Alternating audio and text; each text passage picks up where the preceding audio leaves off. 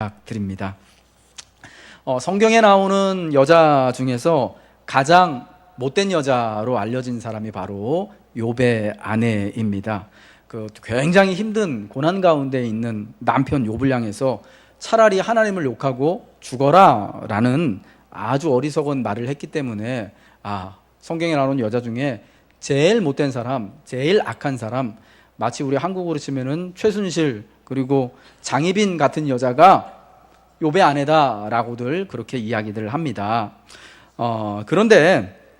그래서 훗날 하나님께서 욥의 고통을 들으시고 욥을 회복시켜 주시고 더욱 복되게 하실 때, 그래서 욥의 아내가 굉장히 악한 말을 했기 때문에 그와 같은 회복의 축복을 함께 누리지 못했다고들 그렇게 이야기들도 하고 생각을 합니다.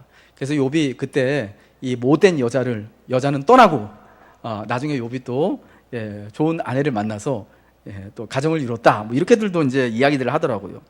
그런데 욥의 아내에게 주어진 이 비난과 평가는요, 사실은 옳지 않은 것, 특별히 하나님의 성품에 비추어 봐서 이거는 옳지 않은 평가다라는 것을 말씀을 드리고 싶어요. 여러분, 하나님은 여러 번 참으시거든요. 아멘이시죠? 우선 욥의 아내에 대해 평가하기에 이 욥의 아내가 나와서 한 말이요, 분량이 너무 적어요. 욥기 2장 9절에 딱 한 번 나오거든요. 그의 아내가 그에게 이르되 당신이 그래도 자기의 온전함을 굳게 지키느냐, 하나님을 욕하고 죽으라. 요거 딱 한 절이에요.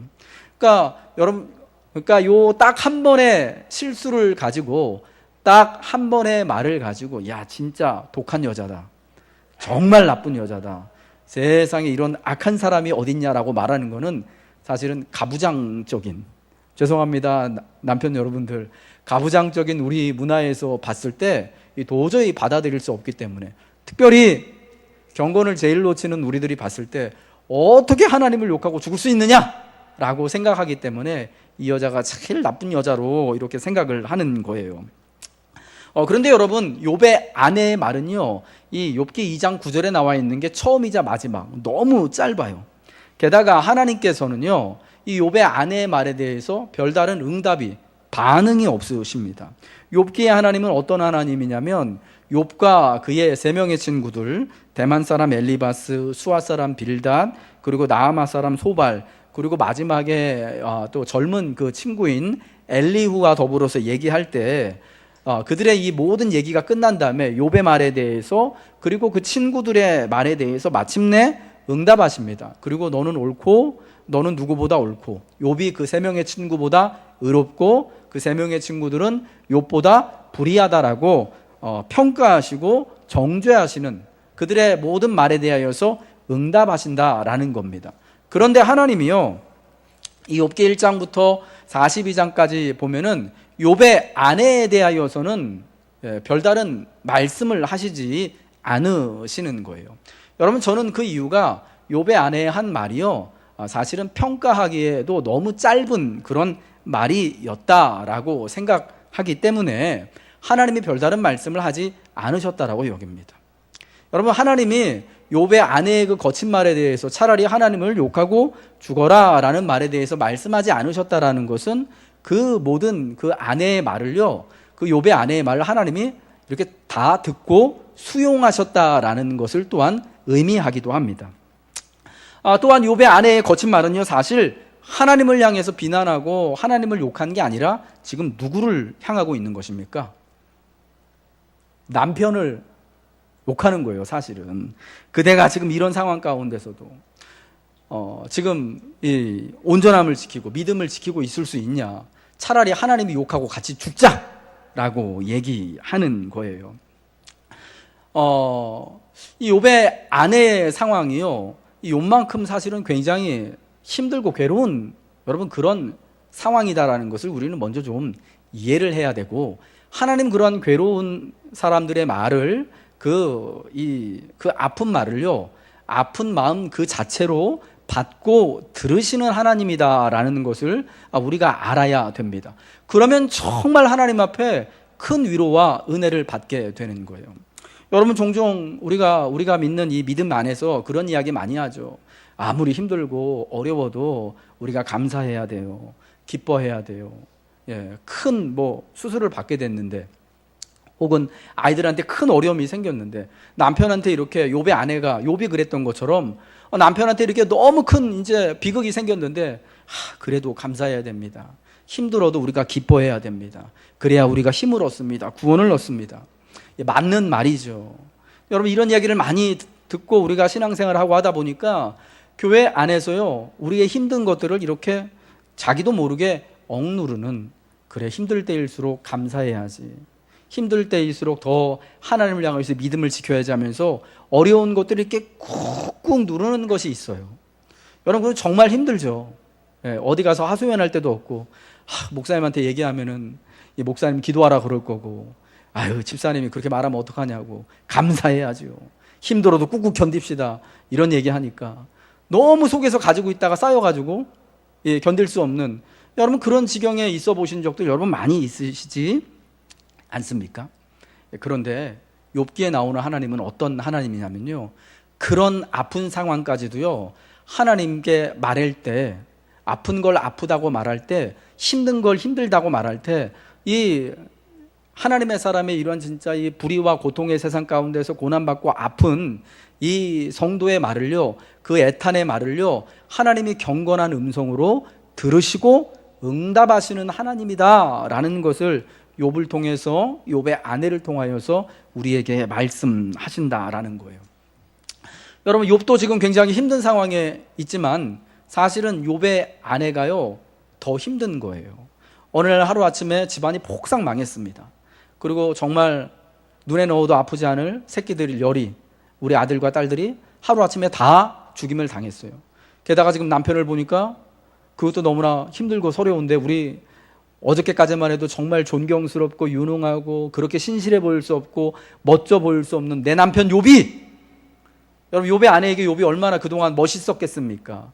동방의 의인, 그 세상에서 제일 잘 나가는 사람, 게다가 착하고 경건한 사람, 과부와 고아 같은 나그네들에게 항상 넉넉하게 베푸는 사람, 자기 종과 이웃들에게도 항상 이렇게 열린 마음을 가지고 섬기고 하나님을 섬기는 완벽한 남자 아니겠습니까? 그런데 그런 남편이 하루아침에요, 재산도 다 잃고 자식들도 다 잃고 지금 온몸에 진짜 부스러기가 나가지고 지금 깨진 기와장 가지고 몸을 벅벅 긁고 있어요. 얼마나 무기력해 보이고 얼마나 무능해 보이고 얼마나 바보 같아 보이고 얼마나 여러분 지금 남편이 한심해 보이겠습니까? 아내 여러분들, 남편 여러분들, 우리가 서로 상대방에 대해서, 배우자에 대하여서, 남편은 아내에게, 아내는 남편에게 여러분 그렇게 답답해 보이고 진짜 막 미치도록 막 미워 죽겠을, 죄송합니다, 여러분 그런 순간 있으셨죠? 오래 살아오신, 인생을 진짜 결혼하고 30년 40년 살아오신 분들, 여러분 그런 순간 있잖아요. 남편이 어느 날 왼수 같은 짓을 할 때요, 갑자기 사업한다고 그랬다가 들고 나갔다가 막 망했어. 죄송합니다, 그러면 안 되겠지만, 여러분 우리 삶에 여러분 그런 일들이 너무너무 많잖아요. 내가 절대 하지 말라고 그냥 그렇게 신신당부를 했는데 말 안 듣고 가서 막 친구 말 듣고 갔다가 괜히 진짜 막 집에 없는 것까지, 있는 거 없는 거 다 해먹고 완전히 망하고 진짜 의기소침해 있는 남편 보고, 게다가 막 아파. 여러분 속이 터지죠. 여러분 그런 상황인데, 게다가 자기가 정말 누구보다도 귀하게 여기는 그 사랑스럽고 자랑스러운 자식들이요, 한꺼번에 10명이 다 죽었습니다. 얼마나 정말 미치고 환장을 노리시겠습니까? 여러분 그런 상황 가운데서 욥의 아내가, 여러분 그런 말 할 수 있습니까? 여보, 우리 그래도 감사합시다. 할렐루야, 우린 그래도요 모든 것이 만족하고 항상 은혜가 넘칩니다. 여러분 이런 말 할 수 있습니까? 그럼 미친 거죠. 여러분 미치지 않으려고 이런 얘기 하는 거예요. 그러니까 지금 답답한, 너무나 무능력해 보이고 무기력해 보이는 그 남편을 보고요, 화딱지가 나가지고, 당신 그러고도 지금 가만히 있냐? 당신 지금 믿음 지키고 있는 거냐? 그게 그렇게 온전한 가운데 있으려고 하냐? 지금 이렇게 완전히 망했는데 우리 애들도 다 죽었는데 여전히 어저께처럼 그렇게 정말 신실한 모습으로 앉아있냐? 차라리 하나님 욕하고 같이 죽자, 이 왼수 같은 사람아. 이런 얘기를 한 거예요. 하나님은요, 이 욥의 아내의 이 말을요 그렇게 받아들이신 거예요. 그러니까 이게 여러분, 아픈 사람이, 정말 너무 아픈 사람이요, 곧 죽을 것 같은 사람이 하는 이야기로 하나님이 들으시기 때문에 욥의 아내에 대하여서요, 너 틀렸다, 내가 왜 너한테 욕먹을 짓을 했냐? 라고 이렇게 말씀하시지 않으시는 겁니다. 더군다나 만약에 욥의 아내가 이렇게 하나님을 불의하다고 한번 하나님을 욕하고 죽자라고 이렇게 말한 것을 가지고 트집을 잡는다면 욥은요 더 나쁜 거예요. 오늘 본문 40장 2절에 트집 잡는 자가 전능자와 다투겠느냐, 하나님을 탓하는 자는 대답할지니라 라고 하나님이 말씀하십니다. 이거 여러분 누구한테 말하는 거죠? 하나님이 욥한테 말씀하시는 거예요. 그러니까 욥이 지금 40장까지요 하나님과 대해서 하나님의 일하심을 트집 잡고 전능하신 하나님과 다투고 하나님을 탓하는 일을 했다라는 거예요. 욥기 3장부터 32장까지 욥과 친구들의 논쟁이거든요. 네가 옳냐 내가 옳으냐, 나는 하나도 불의한 것이 없는데 하나님이 나를 이렇게 치셔가지고 내가 힘들게 됐다, 하나님이 과연 의로우신 것이냐 라고 욥이 자꾸 하나님에 대해서 트집 잡고 전능하신 하나님과 다투고 하나님을 탓해요. 여러분 이러한 모습을 보면요 사실 욥이요 아내보다 더 자주 하나님에 대해서 원망하고 불신하는 마음을 가졌던 거예요. 우리가 볼 때는 욥의 아내의 말이 너무 강렬해가지고 차라리 하나님을 욕하고 죽어라, 욕하고 같이 죽자 이 양반아 이렇게 해가지고 그게 눈에 싹 들어오지만 사실은 욥이 더 거친 말들을 하나님께 대하여서 더 많이 토해냈다라는 거예요. 그러니까 욥의 아내가 여자 중에 제일 악한 여자, 야 진짜 복이 없는 여자라는 그런 잘못된 평가를 받는다면 욥 역시도 부창부수인 거예요. 욥의 아내와 똑같은 그런 평가를 받았어야만 하는데 하나님께서 여러분 그러시지 않으신다라는 거예요. 도리어 이 아픈 소리를 하나님이 들으시고 하나님이 그 모든 것들을 들으시고 그들의 상황을 이해하고 계신다라는 겁니다.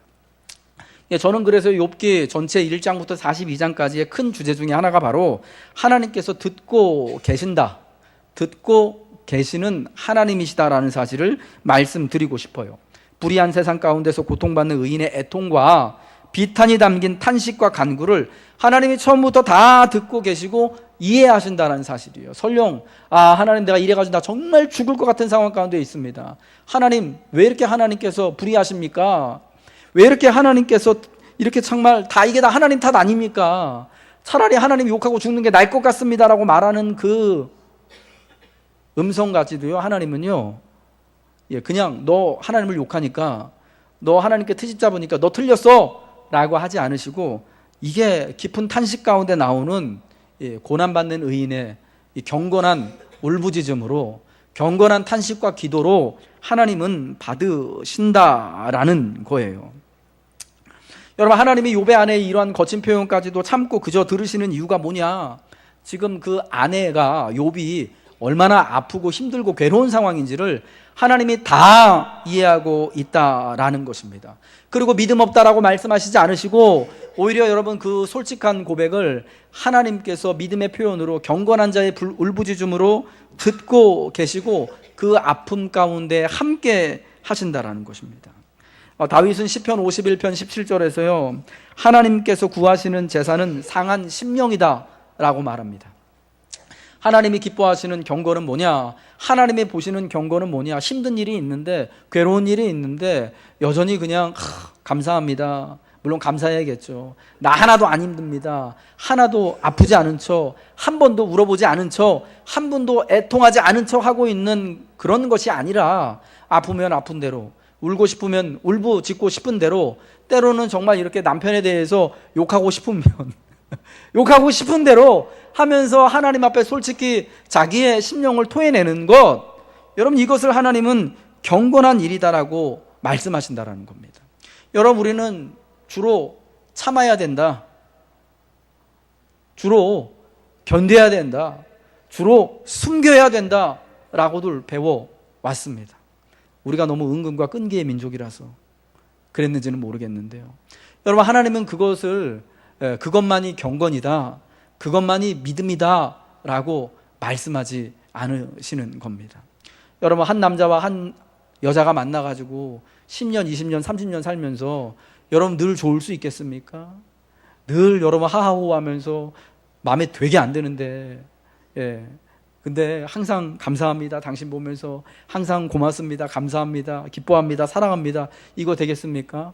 어떤 날은 접시도 날아다니고 어떤 날은 진짜 막 같이 밥 먹다가 같이 밥알 튀겨가면서 싸우기도 하고.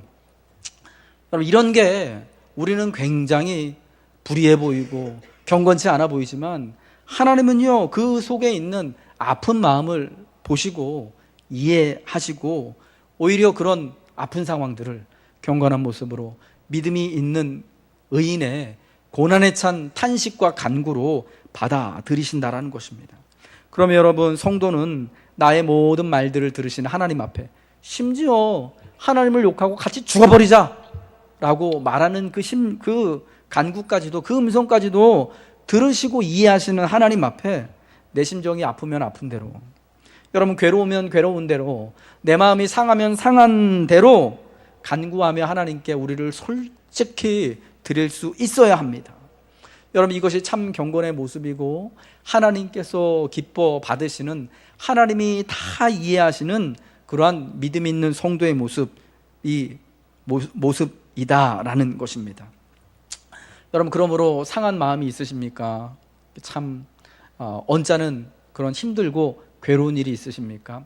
하나님 앞에 여러분의 심령을 여러분 가리지 말고요, 나는 그래도 끝까지 경건해야지 하면서, 나는 경건한 사람이야, 늘 감사만 해야지, 여러분 속 터져 죽어요.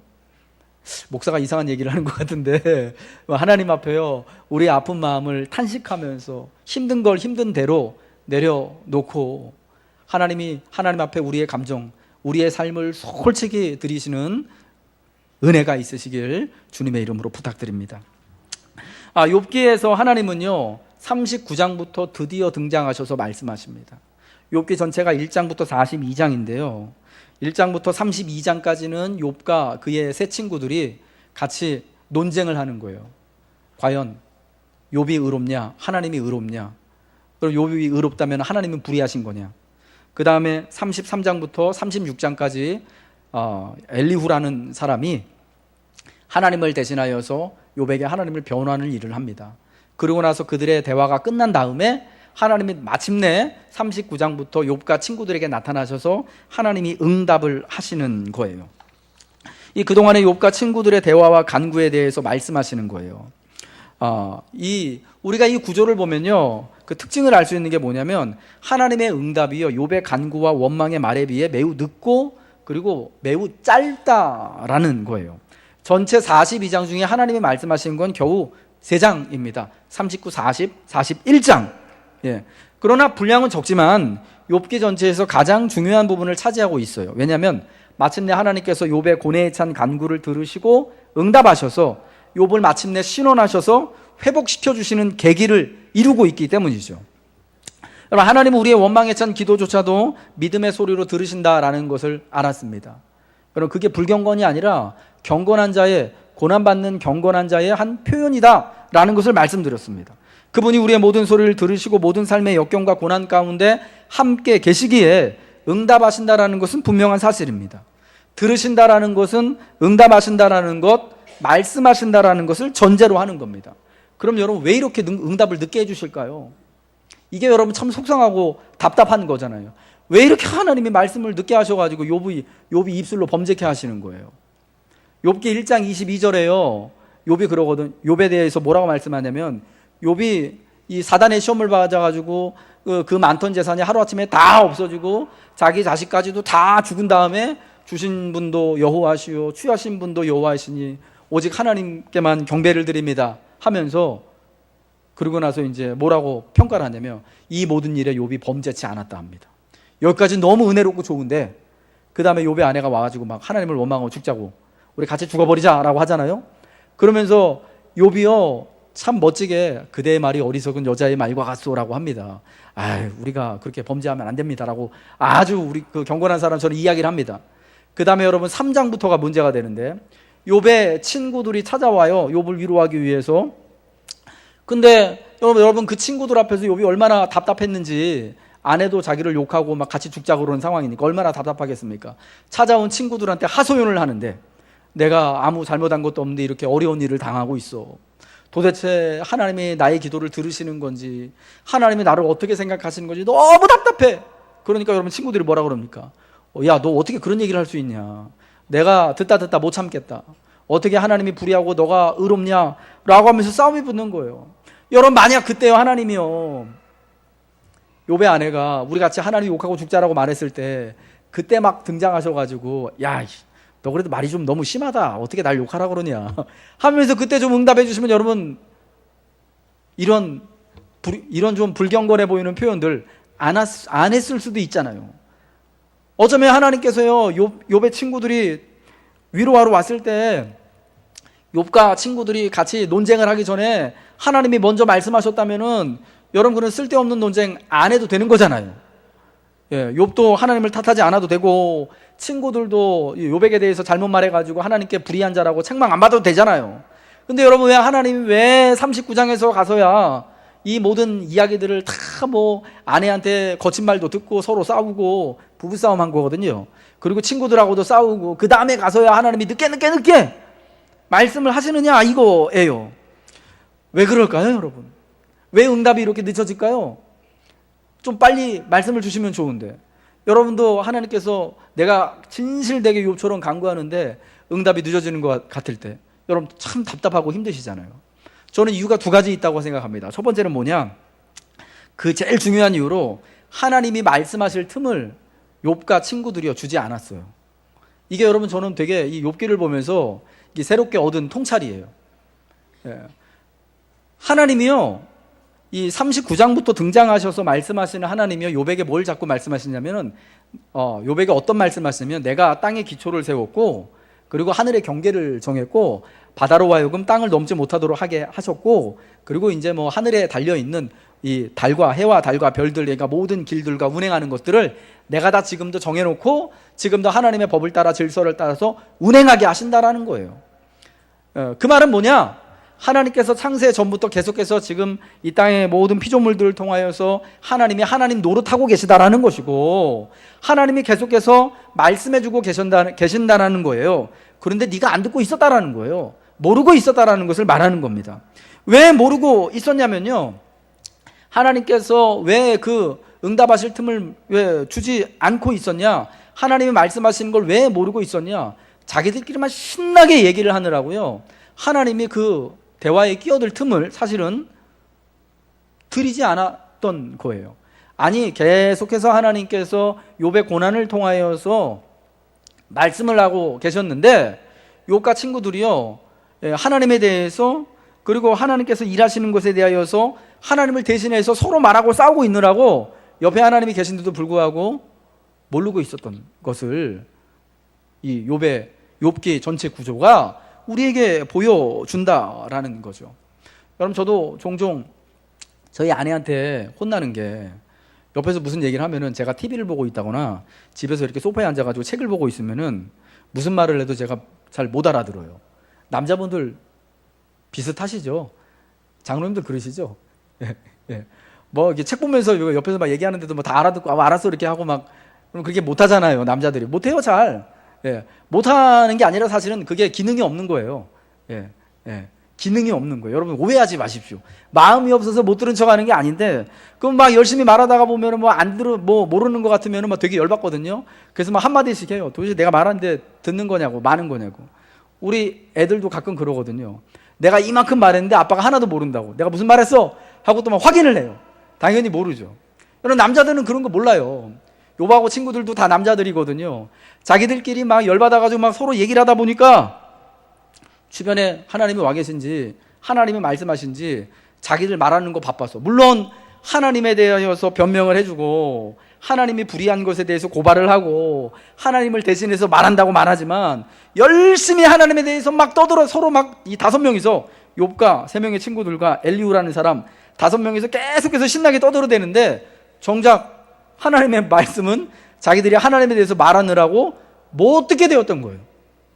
여러분, 그러니까 나중에요, 하나님이요, 얘네들이, 그러니까 죄송합니다, 욥과 친구들이 얘기가 다 끝난 다음에 더 이상 할 말이 없을 때에서야 하나님이 39장에 야, 무지한 말로 이치를 가리는 자가 누구냐, 그제서야 하나님이 말씀하시는 것을 욥과 친구들이 듣게 되는 거예요.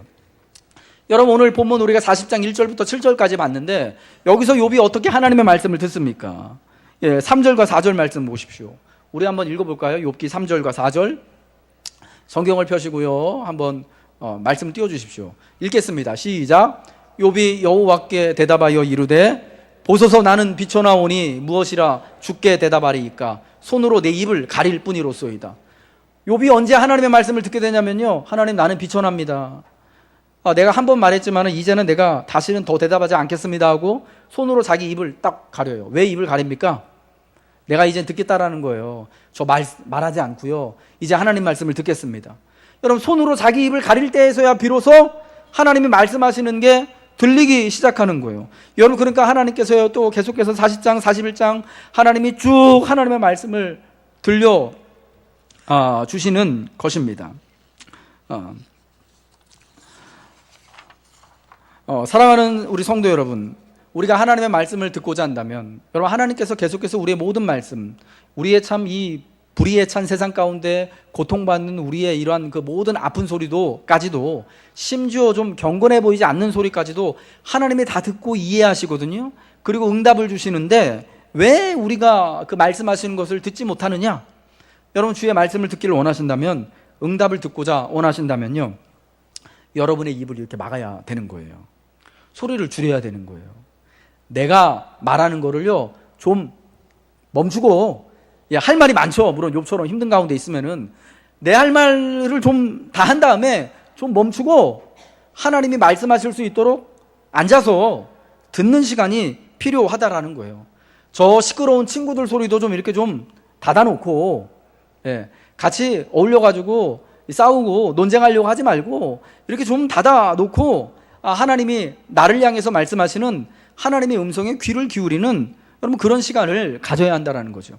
나만 신나게 말하느라, 혹은 우리 서로가 서로에 대하여서 그리고 또 하나님에 대해서 막 신나게 떠들어대느라 정작 하나님의 음성, 말씀하시는 하나님의 음성을 못 듣는 일이 일어나서는 안 된다라는 거죠. 여러분, 솔직히 저도 그렇고 여러분도 그렇고 우리가 하나님의 음성 듣는 거에 대하여서 참 되게 사실은 부끄럽지만은 익숙하지가 않아요. 여러분, 기도가 하나님의 음성을 듣는 일이거든요. 그런데 우리는 보통 기도가 내가 열심히 하나님 앞에 말하는 거잖아요. 신나게 막 1시간, 2시간 기도해도 나 혼자 1시간, 2시간 다 떠들어대고 내가 할 말 끝나면 예수님의 이름으로 기도합니다, 아멘하고 집에 가잖아요. 이제부터 하나님이 말씀하실 텐데 말씀하실 틈도 안 주고 자기가 할 말만 쭉 다 해놓고 예수님의 이름으로 기도합니다, 아멘하고 확 가버리거든요. 좀 제발 좀 앉아서 내 할 말 다 끝나면은 좀 잠잠히 조용히 이제 하나님이 내 심령에 무슨 말씀을 하실까. 여러분, 하나님은 영이시기 때문에 우리 마음에 말씀하시거든요. 그러니까 내가 좀 잠잠히 내 할 말 다 한 다음에 내가 한 1시간 말했으면은 여러분, 다만 진짜 한 10분 15분이라도 좀 잠잠히 앉아서 듣고 있어야 되는 거 아니겠습니까? 여러분, 듣는 시간을 내가 적극적으로 하나님 앞에 가지고 있어야 한다라는 것입니다. 그러면 여러분, 하나님이 늘 우리에게 말씀하셔요. 우리에게 늘 말씀하시기 위해서 내 일상에 끼어들기를 원하시고 우리의 부부관계 가운데에서 하나님이 개입하셔서 말씀하십니다. 그때 여러분, 너무 내 일상에 치여가지고 너무 지금 나한테 얄밉게 말하는 아내 때문에 죄송합니다. 남편 때문에 화나가지고 서로 싸우느라고 여러분 옆에서 말씀하시는 하나님을 홀로 여러분 버려두시지 마시기 바랍니다. 또 하나, 이렇게 응답이 늦어진 이유가 뭐냐, 왜 이렇게 응답을 하나님께서 늦게 해주셨냐. 사실은요, 이 하나님의 일하심이 나를 넘어서는 일하심이기 때문이에요. 나를 넘어서 하나님이 응답을 해 주시기 때문이에요. 욥이 입을 가려서 하나님의 말씀을 들을 수밖에 없었던 것은 하나님의 일로 말씀하신 것에 대해서 더 이상 자기가 시비거리가 없었어요. 이전에는 하나님께 대하여 트집을 잡고 하나님과 더불어서 다투고자 하고 하나님을 탓했는데, 하나님이 이제 친히 말씀하시니까 더 이상 트집 잡을 일도 없고 탓할 일도 없고 하나님과 다툴 일도 없어지게 되는 거예요. 그럼 여러분, 이전에 하나님이 말씀하시기 전에는 왜 욥이 하나님께 대해서 트집을 잡고 다투고 하나님과 하나님을 탓하였느냐? 자기가 고난받는 가운데, 자기의 이 힘든 형편과 상황 가운데 하나님 앞에 부르짖어 간구하는데 뭐라고 여러분 하나님 앞에 간구하겠습니까? 욥도 하나님 제발 나를 신원하여 주시기를, 회복시켜 주시기를 간구하지 않았겠습니까? 내가 아무런 잘못도 없는데 왜 내 주변에 이런 일이 일어납니까? 나를 중심으로 하나님께 기도했어요. 나와 나의 환경. 하나님, 오늘 우리 아내가 나한테 와가지고 같이 죽자라고 그냥 악다구니를 쓰고 갔는데, 하나님 아주 미치겠습니다. 이러고 기도를 한 거예요. 우리가 여러분 그렇게 기도하잖아요. 예, 그러다 보니까요, 너무 자기 자신에게만, 자기와 자기가 겪은 이 고난과 자기 주변에 있는 환경에만 온통 신경이 집중돼 있다 보니까 그 너머에 있는 하나님을 보지 못하게 된 거예요. 하나님이 분명히 응답하시고 말씀하시는데, 지금 내 환경과 내가 겪고 있는 일하고 관련해서는 하나님이 응답도 안 하시는 것 같고 일도 안 하시는 것 같아서 하나님을 이해할 수가 없었던 거예요. 예. 그런데 여러분, 하나님이 말씀으로 욥을 깨닫게 해주신 게 있는데 뭐냐? 그거는요, 하나님의 말씀이요, 하나님의 응답이 꼭 내 귀에 들리지 않더라도 꼭 하나님이 지금 어렵고 힘든 내 형편을 바로잡아 주실 정도로 하나님이 일하지 않더라도, 쉽게 말해서 내가 간구한 그대로 하나님이 응답하시지 않아도, 내가 간구한 대로 하나님 정말 기적 같은 일상을 내게 허락해 주시지 않아도, 하나님이 여전히 일하고 계시는구나. 하나님이 여전히 우리의 모든 것들을, 나를 포함해서 하나님의 모든 창조 세계를 하나님께서 붙잡으시고 질서 있게 지금 이끌어가고 계시고 구원하시구나 라는 것을 깨닫게 되니까 말할 수 없게 된 겁니다. 여러분, 하나님이 내가 원하는 대로 응답하지 않으신다고 해서, 내게 특별히 선하게 일하시지 않으신다고 해서 하나님은 불의하시지 않으신 겁니다. 여러분, 우리 이러한 사실을 욥이 깨달았던 것처럼 오늘 우리 역시도 깨달아야만 하는 겁니다. 많은 사람들이요, 나와의 관계 속에서만 하나님을 이해합니다. 나와 하나님. 그래서 항상 하나님은 나의 하나님이 되지, 우리의 하나님, 또 우주의 하나님, 여기까지 발전해서 나가지를 못하는 거예요. 내게 말씀하시지 않으시니까, 나를 돕지 않으시니까, 내가 하나님을 내 삶을 통해 경험하지 않으니까 하나님은 안 계신 것이 되고, 계시더라도 하나님 나를 사랑하지 않으시는 분이 되거나 무능하신 분이 되는 것이 되는 거죠. 여러분, 그러나 내 삶에 기적 같은 은혜가 있지 않더라도, 지금 당장 하나님의 응답이 내 이 어려운 형편을 통하여 주어지지 않으시더라도 하나님은 하나님으로서 말씀하시면서 하나님의 그 일을 하시는 거예요. 창조주로서 창조 세계를 돌보시는 하나님을 말씀하심으로 욥에게 하나님은 이러한 사실을 알려주시는 것입니다. 제가 지난주에 본 책 중에 고백 에클레시아라는 책이 있습니다. 이 책이요, 양광모라는 목사님이 지은 책인데, 이 양광모 목사님 이력이 좀 독특합니다. 2013년까지인가요? 그 정릉에 있는 정릉제일교회 통합측 장로교회인데요, 1000명 모이는 교회인데 그 교회 담임 목사님이셨어요. 위임하여 가신 지 3년째 되던 해에 교회를 사임하셨습니다. 무슨 문제가 있어서 교회가 분란이 일어나서 사임하신 게 아니라, 큰 교회만 이렇게 사역을 하시다 보니까 이 목회라는 것에 대해서 근본적인 이제 어느 날 이제 질문이 든 것이죠. 그래서 바른 목회, 물론 큰 교회 목회가 여러분 다른 교회 목회가 뭐 틀렸다라는 게 아니라, 내가 정말 하나님이 나한테 원하시는 목회를 하고 싶으셔서 그 교회를 사임하고요, 우리 동네 저 상일동에 카페 에클레시아라는 이제 카페를 차리셨어요. 그래서 카페를 통해서 카페 지역 동네 주민들을 만나고 전도를 하고, 그리고 저 미사리 하남에 창고에다가 교회를 조그맣게, 우리 예배당 아마 반밖에 안 될 겁니다. 거기다 대놓고 간판도 없어요. 거기서 교회를 같이 모이고 계시는데, 제가 다음 달에 이제 담임 목사 추천 도서로 이제 여러분에게 이제 추천을 할 거예요. 그분이 그 책에서요, 자기가 청소년 시절, 중학교 시절에 있었던 일을 이제 하나 이야기를 해주시더라고요. 이분이요, 할아버님이 목사님이시고, 자기 아버님도 목사님이시고, 삼촌들 그리고 고모부 또 다 목사님이셔요. 얼마나 여러분 경건한 가정에서 자랐습니까? 그래서 어릴 적부터 정말 기도 훈련을 참 열심히 하신 분인데, 자기가 살던 동네가 여기 우리 옛날에 그 80년대 성내천 같은 이제 그런 데였나 봐요.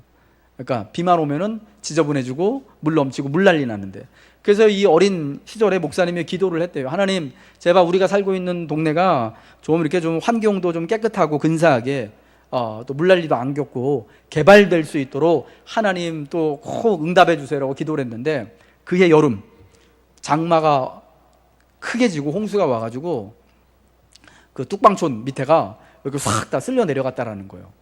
그래서 이분이요, 하나님이 드디어 내 기도에 응답해 주셨구나.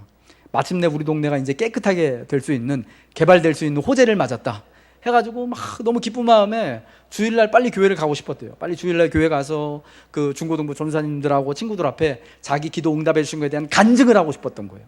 그래서 주일날 딱 가서 교회에 갔는데 세상에 자기보다 먼저 앞서서 친구 한 명이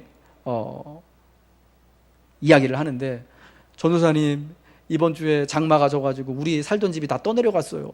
어떻게 하면 좋아요? 하면서 울면서 얘기를 하더래요. 그래서 이 목사님이요, 너무 충격을 받으신 거예요.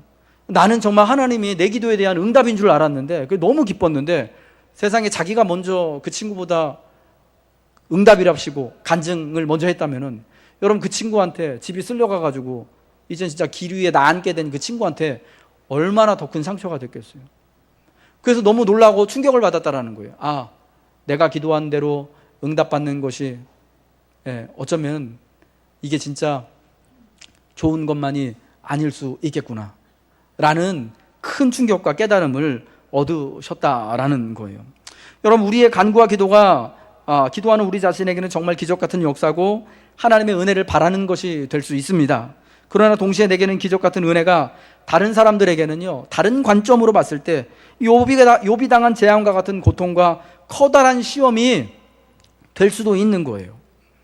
여러분, 그래서 하나님은 창조주이시며 하나님으로서 이렇듯 모든 이들의 형편과 기도를 균형감 있게 공정하게 다루셔야 하는 겁니다. 그리고 그 가운데 하나님의 공의와 긍휼과 은혜가 드러나야 하는 거죠. 그래서 하나님의 말씀하시는 거, 하나님의 일하심은요, 나를 넘어서서 그냥 내 주변에만 나만 좋게 하는 것을 넘어설 수밖에 없다라는 것을 우리가 알아야 되는 거예요.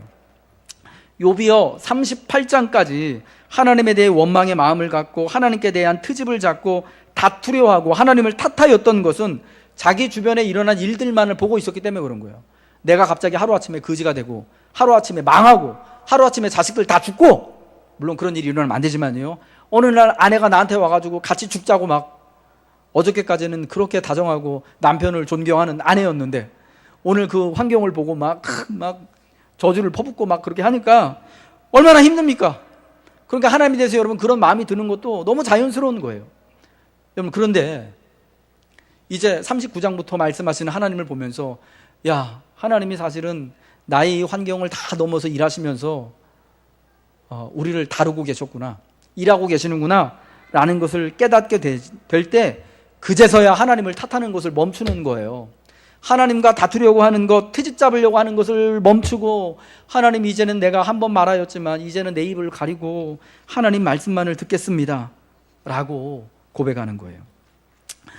이제 말씀을 마치도록 하겠습니다. 사랑하는 성도 여러분, 하나님은요, 우리의 모든 말과 특별히 간구와 경건한 자가 이 불의한 세상에서 당하는 고통과 고난의 음성을 하나님이 다 듣고 계십니다.